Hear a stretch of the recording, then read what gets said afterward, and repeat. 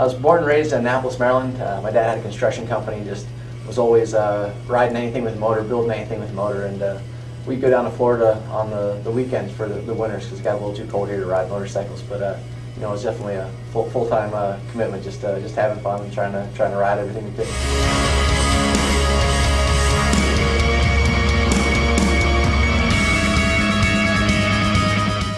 I think for any kid, you know, starting 4, 5, 6, riding a dirt bike, they always just assume they're going to be a professional motocrosser. And you know, when I was 9, 10, 11, a lot of my friends started realizing that, you know, that dream wasn't a reality. And for me, reality just never really set in, and just kept passionate and kept focused. And everyone says, what's the key to making it a sport? And I'd say to have a passion for it. Or, you know, it doesn't have to be a sport. It could be it could be school. It could be anything. If you're passionate about what you do, you'll find a way to make it work. And I think that's just what I've always been. He was really good on the bicycle, and up and down steps, and just crazy on the bicycle. From 2.5, he had a go-kart at 2.5, a bicycle at 3, and just rode it hard. And so we thought, you know, what can we challenge him with?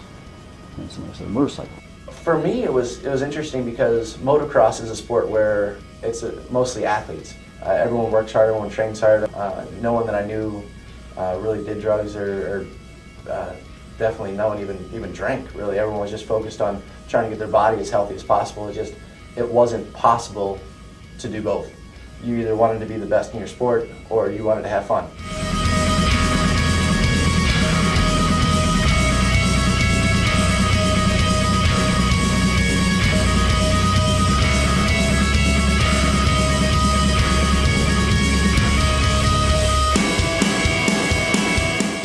I believe talent is something that's earned. Talent is something that you gain from blood, sweat, and hard work along the way. It seems like the guys that work really hard, that are younger, that, you know, they gave up a lot of stuff to be who they were. You know, they didn't really have the childhood. They didn't have a lot of friends. They focused a lot on their sports, and when they get really good really fast and a lot of money starts coming in, and then, you know, they start getting into a different scene, and they're like, all of a sudden they're cool, and they never really been, you know, the guy that everyone was looking up to. And it's difficult to stay the road and stay the path, and remember how you got there and why you're on top.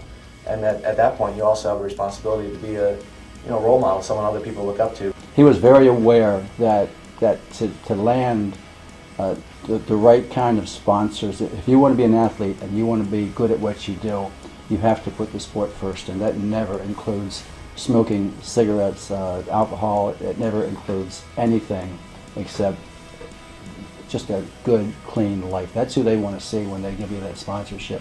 So Travis was well aware of who he was supposed to be, and he did more than that. He made sure that the people, not only did they think he was that clean cut, he really was that clean cut. There's always going to be options to take, you know, plan B, and you always see friends going down, you know, road, or maybe even not friends, but acquaintances or people maybe you can look up to. And there's always, you have the option to be healthy, and that, you know, may mean staying away from drugs, staying away from alcohol. It may just mean waking up every morning before school and going for a run. You know, but you have to ask yourself, what are my goals in life? I know that's something that, you know, a lot of kids say, oh, well, you know, don't need to think that far ahead, but really every action and everything that you do has a consequence and has a reaction.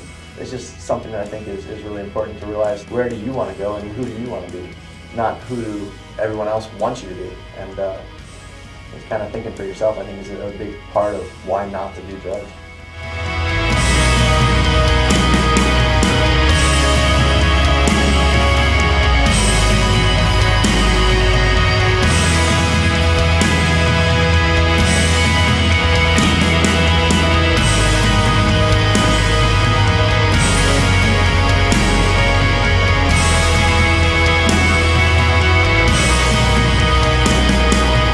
My name is Travis Pastrana, and my natural high is following my passion.